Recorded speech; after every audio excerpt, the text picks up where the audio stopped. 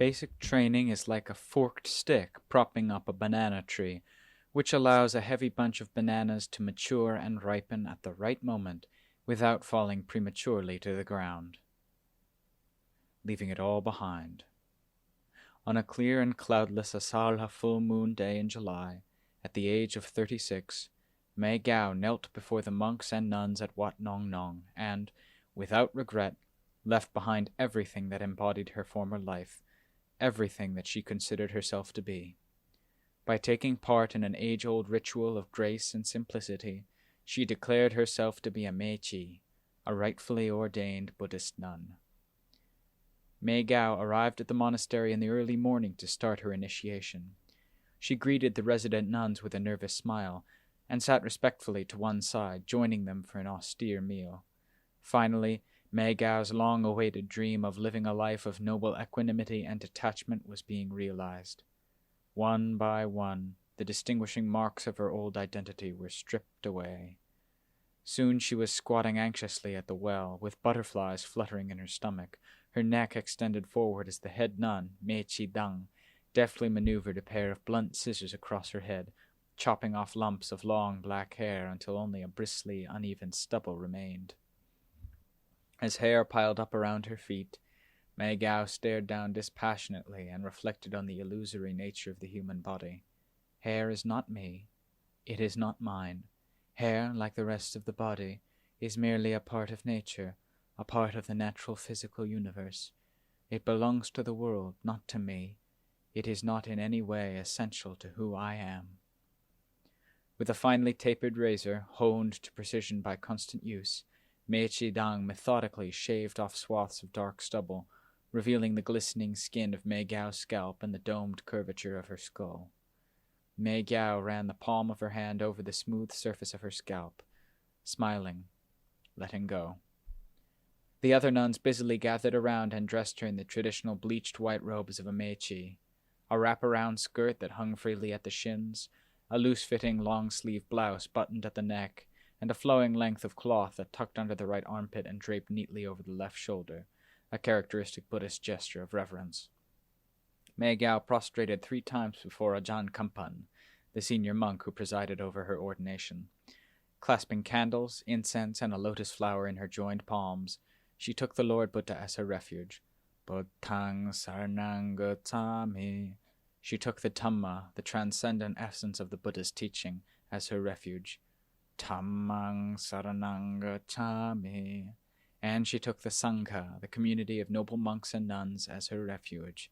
Sanghang saranang gacchami. Then, after establishing a serious and thorough resolve to fully commit herself to the training rules, she formally recited the basic precepts of a Meichi in front of the entire assembly. She vowed to refrain from harming living creatures, taking what is not given, all sexual conduct, false speech, taking intoxicants, eating after midday, partaking in entertainment and using cosmetics, and using high beds in luxurious seats. When Mai Gao finished intoning the training rules, Ajaan Kampan looked directly at her and advised her to listen carefully while he explained each guiding precept in detail. For all Buddhists, taking refuge in the Buddha, Dhamma, and Sangha is the first and most elemental act on the Buddhist path to freedom. The Buddha is the ideal of spiritual perfection and the teacher of the true path to attain it. By taking refuge in the Buddha, you take that ideal as your teacher. You also pledge not to seek false spiritual ideals. The Dhamma is the true path to spiritual perfection and the essence of that perfect truth. By taking refuge in the Dhamma, you take that truth as your goal. You also pledge to avoid wayward paths and false teachings. The Sangha is the embodiment of that essential truth in those who walk the path to attain spiritual perfection. By taking refuge in the Sangha, you take the Buddhist community as your safeguard. You also pledge to avoid the company of fools and wrongdoers. In this way, taking refuge in the triple gem of Buddha, Dhamma, and Sangha involves a commitment to proper spiritual ideals, as well as a fundamental sense of restraint. The triple refuge is the foundation to genuine freedom. The training rules create the conditions and set the parameters for walking the path that leads to liberation. Maintaining them religiously frees the mind from guilt and remorse, and has a strong protective quality, warding off danger. To begin with, you must never kill another living creature, no matter how small, nor should you incite others to kill or oppress. Every living being values its life, so you must not destroy that intrinsic value by putting an end to the very life that a being holds dear. Instead, let compassion for all living creatures fill your heart. You should never steal another's possessions or encourage others to do so. All beings cherish their possessions. Even things that do not appear to have much value are nonetheless valued by their owner. Therefore, nothing belonging to another person should be debased by theft. Such actions debase not only the possessions, but people's hearts as well. So, let charity and openness be your guiding principles. From now on, you must abstain from all sexual relations, leading an entirely celibate life.